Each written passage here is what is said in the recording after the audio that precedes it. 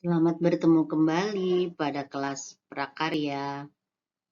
Materi prakarya kali ini adalah tentang kerusakan bahan pangan. Kerusakan bahan pangan. Jenis-jenis kerusakan bahan pangan. 1. Kerusakan mikrobiologis. Yang kedua, kerusakan mekanis. Yang ketiga, kerusakan fisik. Yang keempat, kerusakan biologis. Yang kelima, kerusakan kimia. Jadi, inilah jenis-jenis dari kerusakan bahan pangan.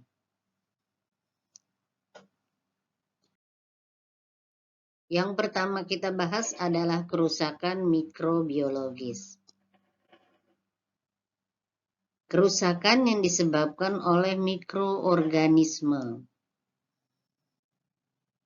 Kerusakan mikrobiologis bisa disebabkan oleh jamur,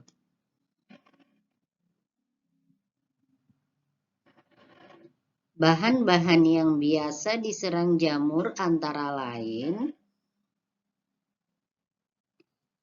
bahan-bahan yang bergula, contohnya selai. Bahan hewani, contohnya daging, keju, mentega. Bahan segar seperti sayuran dan buah.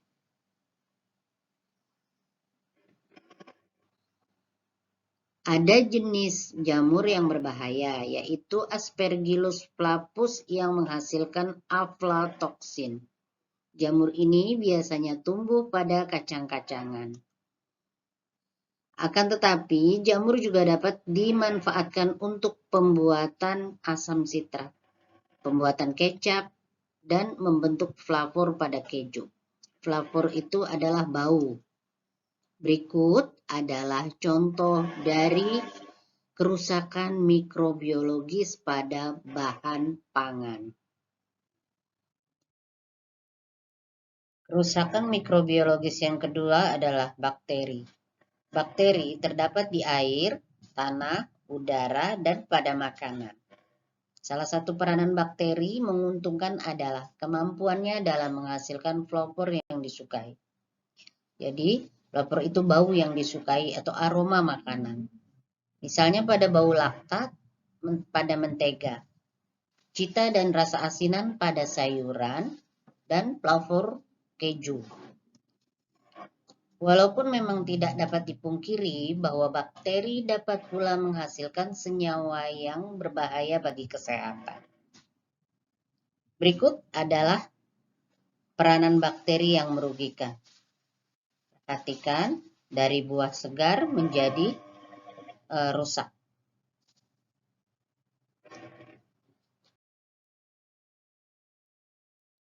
Berikut beberapa contoh kerusakan makanan yang disebabkan oleh mikroorganisme. Yaitu misalnya terjadi pembusukan lunak pada rhizopus. Ciri kerusakannya adalah lunak, lembek, kapang berbentuk kapas kecil, berbintik hitam. Sporangia menutupi permukaan air. Biasanya komoditi yang diserang adalah anggur, stroberi, alpukat. Jenisnya adalah Rhizopus sp. Rhizopus stolonifer.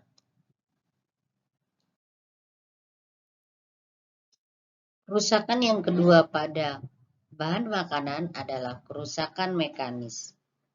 Ciri-ciri umum kerusakan mekanis. 1. Memar akibat tertindih atau tertekan. 2. Sobek.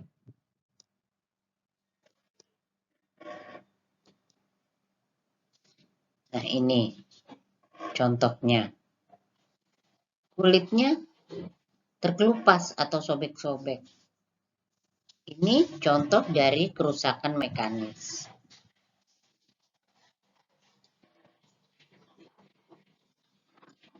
Yang berikut terpotong.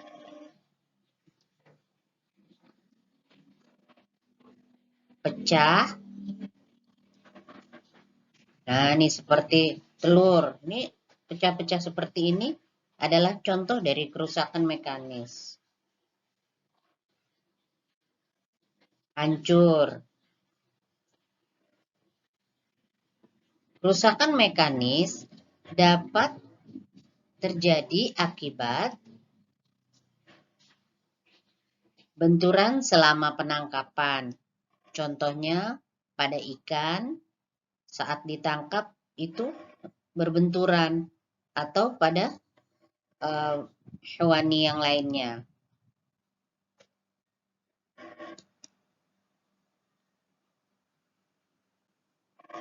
Yang berikutnya adalah pengangkutan atau distribusi. Jadi kerusakan mekanis dapat terjadi akibat pengangkutan dan distribusi. Jadi saat diangkut atau didistribusikan itu banyak terjadi kerusakan mekanis pada bahan pangan.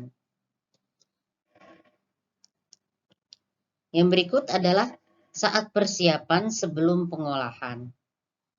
Biasanya bahan pangan yang akan diolah itu dikumpulkan dulu pada suatu tempat dan biasanya pula terjadi kerusakan mekanis akibat gesekan atau tekanan saat panen. Kemudian saat penyimpanan. Kerusakan mekanis contohnya terjadi pada tomat ini. Kerusakan mekanis pada tomat terjadi apabila penanganan saat panen dan pasca panen kurang diperhatikan. Masalah utama lepas panen pada tomat diakibatkan oleh pengolahan yang dapat terjadi karena adanya benturan antar produk di dalam kemasan. Produk dengan kemasan karena bergesekan dan himpitan. Luka mekanis dapat memacu laju kehilangan air dan bahan segar, sehingga menyebabkan kerusakan jenis lainnya. Jadi berawal dari kerusakan mekanis, maka biasanya akan diikuti oleh kerusakan jenis-jenis lain. Kerusakan mekanis pada ikan tidak berpengaruh nyata terhadap nilai gizinya, tetapi cukup berpengaruh terhadap penampilan dan penerimaan pada konsumen. Ini contohnya penampilan ayam ini sudah tidak bagus. Memang nilai gizinya tidak berkurang kalau disebabkan oleh kerusakan mekanis, tapi akan mengurangi penampilan sehingga menyebabkan customer kecewa dan itu berakibat pada seorang pengusaha. Nih, ikan juga banyak terjadi luka-luka seperti ini, sudah tidak utuh. Ini juga tidak mengurangi gizi tapi merusak penampilan. Kerusakan yang tiga adalah kerusakan fisik. Kerusakan fisik diakibatkan oleh satu insekta atau serangga, contoh lalat dan lainnya, atau rodentia, yaitu hewan pengerat, contohnya tikus, bajing, dan sejenisnya. Nah, perhatikan gambar berikut. Ini adalah lalat buah. Berarti ini termasuk kerusakan fisik yang diakibatkan oleh insekta.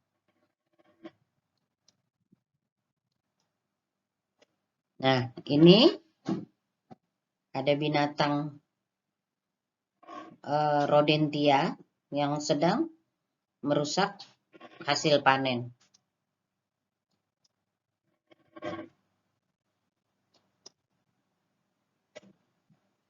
Yang kedua, kerusakan fisik disebabkan oleh kondisi lingkungan, seperti suhu, sinar matahari.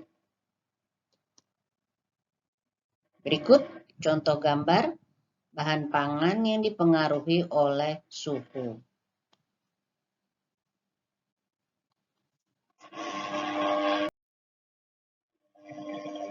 Kerusakan fisik berdasarkan penyebabnya dapat berupa 1. Insekta, parasit, atau tikus. Biasanya dia akan berlubang, ada bekas gigitan. Yang kedua, suhu tinggi. Biasanya terjadinya memar, lembek. Yang ketiga, kelembapan relatif. Rendah dapat menyebabkan kehilangan air. Kalau kehilangan air dari dalam produk yang telah dipanen jumlahnya relatif masih kecil, mungkin tidak akan menyebabkan kerugian atau dapat ditolerir. Tetapi, apabila kehilangan air tersebut jumlahnya banyak, akan menyebabkan hasil panen yang diperoleh menjadi layu dan bahkan menyebabkan produk hortikultura menjadi mengkerut. Yang keempat, udara atau oksigen. Yang kelima, sinar matahari. Yang keempat adalah jenis kerusakan biologis. Kerusakan yang diakibatkan oleh respirasi bahan pangan. Respirasi adalah suatu proses pertukaran gas yang melibatkan proses metabolisme perombakan senyawa makromolekul atau karbohidrat, protein, lemak menjadi CO2, air, dan sejumlah energi.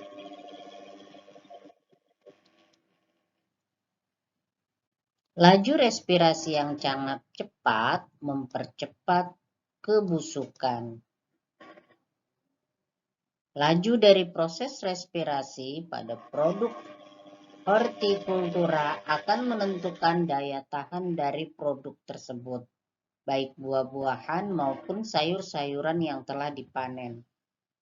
Sehingga ada produk yang tahan disimpan lama setelah dipanen, seperti biji-bijian, umbi-umbian. Tetapi banyak yang tidak tahan disimpan lama, seperti pada produk buah-buahan yang berdaging maupun produk hortikultura yang lunak-lunak, seperti sayur-sayuran daun. Berikut adalah contoh kerusakan biologis pada tomat.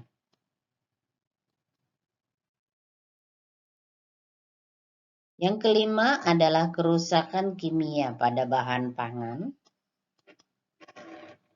Kerusakan yang diakibatkan oleh reaksi kimia seperti reaksi oksidasi, hidrolisis, reaksi enzimatis. Berikut contohnya. Pada buah apel, jika sudah dibelah kemudian didiamkan beberapa saat, maka lama-kelamaan buah apel tersebut akan berwarna coklat. Ini disebabkan oleh reaksi oksidasi, karena dia bereaksi dengan udara yang mengandung oksigen.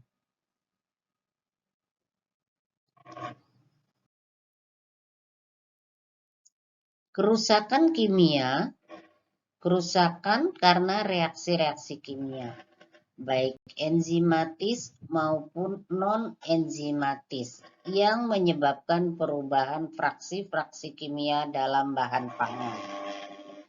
Contohnya ketengikan.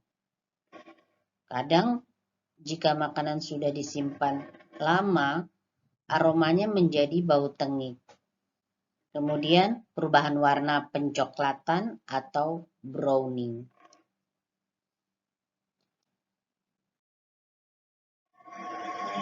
Perubahan karakteristik fisik dan kimiawi suatu bahan makanan yang tidak diinginkan atau penyimpangan dari karakteristik normal yaitu karakteristik fisik meliputi sifat organoleptik seperti warna, bau, tekstur, dan bentuk. Karakteristik kimiawi meliputi komponen penyusunnya seperti kadar air, karbohidrat, protein, lemak, mineral, vitamin, pigmen, dan seterusnya. Kerusakan bahan pangan akan berakibat kebusukan. Ciri-ciri kebusukan pada bahan pangan adalah sebagai berikut. Irreversible. Irreversible artinya suatu reaksi yang tidak dapat balik atau reaksi searah. Contoh, jika pada bahan pakan sudah mengalami kebusukan, maka dia tidak akan bisa kembali menjadi segar. Yang berikut adalah bau tidak sedap. Perubahan bentuk secara drastis, kehilangan daya tarik, perubahan gizi, hal ini sangat merugikan bagi kesehatan. Kebusukan bahan pangan atau makanan dapat berlangsung secara cepat atau lambat, tergantung dari jenis bahan pangan atau makanan yang bersangkutan, kondisi lingkungan penyimpanan.